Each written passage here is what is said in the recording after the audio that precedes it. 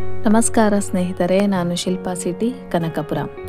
ಹಸಿ ಕುಪ್ಪೆ ಸೊಪ್ಪಿನ ಎಲೆಗಳನ್ನು ಜಜ್ಜಿ ಅರ್ಧ ಸ್ಪೂನ್ ರಸವನ್ನು ಬೆಳಗ್ಗೆ ಖಾಲಿ ಹೊಟ್ಟೆಯಲ್ಲಿ ಕುಡಿಯುವುದರಿಂದ ದೇಹದಲ್ಲಿ ಏನಾಗುತ್ತದೆ ಗೊತ್ತಿದೆಯಾ?